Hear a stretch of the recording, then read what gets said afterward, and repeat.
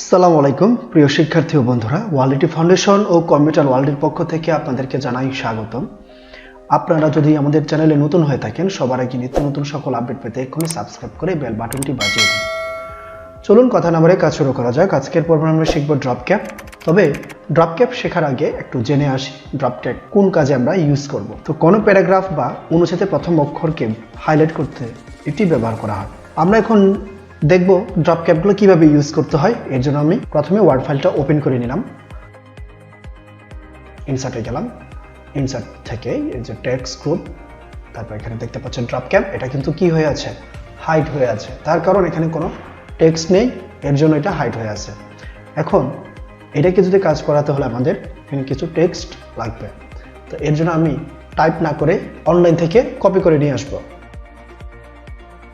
এবার দেখেন যে এখানে ড্রপক্যাপ কাজ করতেছে, এর জন্য এখানে ড্রপক্যাপের এখানে এসে ড্রপ করে দিলাম।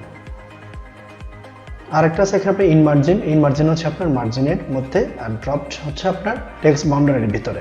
এখন ড্রপ করে দিলাম, 3 লাইন হয়ে গেল। একটা লাইন সমান 3 লাইন হয়ে গেছে, একটা লেটার সমান। আমরা চাইলে এটাকে আরো বাড়াতে পারি, এর জন্য ড্রপক্যাপ অপশনসে যেতে হবে। এখান থেকে এসে এই যে লাইনস টু ড্রপ, এখানে 10 করে দিব। সর্বোচ্চ 10 লাইন লেখা যায়, এর বেশি লেখা যায় না। যদি প্রয়োজন না হয় আবার কি করব, নানে ক্লিক করে আবার ড্রপটি ক্লিক করে দেব। ম্যাক্সিমাম হচ্ছে আপনার এগুলো টেক্সট বাউন্ডারির মধ্যেই থাকে, মার্জিনের মধ্যে সাধারণত থাকে না।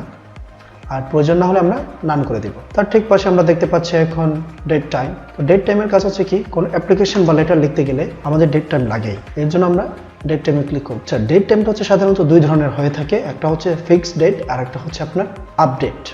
তো আপডেটটা হচ্ছে কি, যদি আপডেট চান এখানে আপডেটে ক্লিক করে নিতে হবে, আর যদি ফিক্স চান তাহলে আপডেটটা উঠাই রাখতে হবে। সিলেক্ট করে ওকে দিলাম। এখন আমরা কি নিলাম, ফিক্স নিলাম।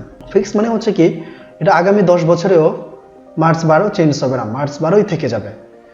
আর আমরা যদি এখন আপডেটটা যদি নেই, আপডেট ওকে দিলাম, কালকে এসে আমরা দেখবো এটা 13 হয়ে গেছে।